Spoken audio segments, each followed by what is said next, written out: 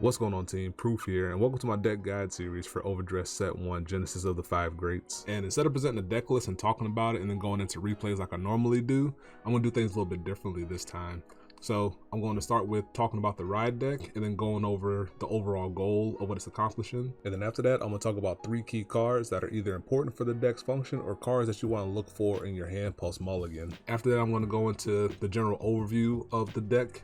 And then since this is more of a general overview, I want you to keep in mind that the gameplay of the deck can change depending on the matchups. And then I'm going to give a couple pros and cons. And finally, we'll finish things up with a sample deck to tie everything together. So I hope you stick around and I hope you enjoy. And for this video, we have Bastion.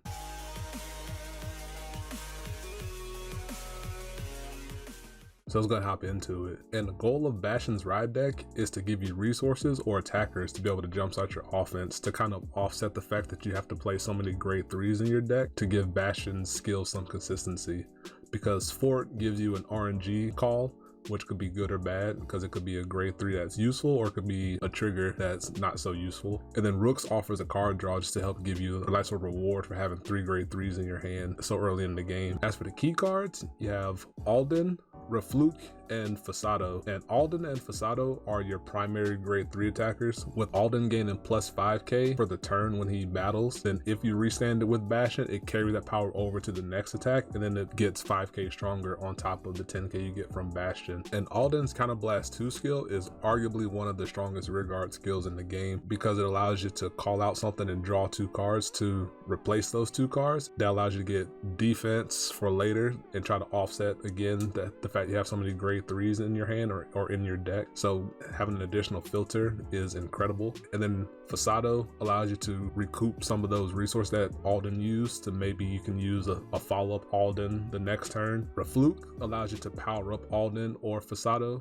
to be able to be much more bigger threats going into their attacking phases. For the overall gameplay, you kind of just want to beat your opponent down with big swings as soon as you get to turn 3, and then you use the card draw from Alden and other pieces in the deck to be able to turn those grade 3s into something of value. As for the pros, you have a straightforward game plan of putting grade 3s on the board, attacking, and then making them bigger thanks to Bastion's skill. And then you have high powered offense and you have a lot of consistency thanks to the card draw from Alden and your other card draw pieces. And then you have more quote-unquote triggers in your deck to keep up the offense because you have your normal triggers and you have all your grade 3s to act as stand triggers. As for the cons, the high grade 3 count leaves you susceptible to being rushed down early because the grade 3s don't have any shield value, so you can't use them to defend, and you also can't call them down to defend against being rushed down and offer a counter rush of your own. And the high grade 3 count means you may be lacking shield later in the game despite the fact you have a lot of card draw options to try to turn those grade 3s into something else and try to find shield along the way. So that'll do it for the overview. Let's go ahead and get to the sample deck. And the ratios for the sample deck are 22 grade 3s, 4 grade 2s, 7 grade 1s, and 17 grade 0s. The 22 grade 3s give you a great chance of triggering your ride deck skills and give you good odds of seeing a grade 3 for your Bastion checks. And I included the Rooks and the Painkiller Angels in the sample deck to offer ways to tighten up Bastion's weakness to getting rushed down while having some upside later on in the game, because Rooks can be a booster and Painkiller can remove itself for a draw. That said, you're more than welcome to reduce the Rooks and Painkiller Angels in favor of having some more grade 3s. Darkstrain Dragon can be used in place of Rooks to give you some big boosting potential, and Solaria can be used in favor of Painkiller Angel if you still want to keep additional ways to draw that the Painkiller provides. As for the other cards I haven't talked about previously, Cocoa Belt offers you some protection because she feeds off you having grade 3s on the board, and she'll most likely be a 10k shield as you'll have 3 units in the front row.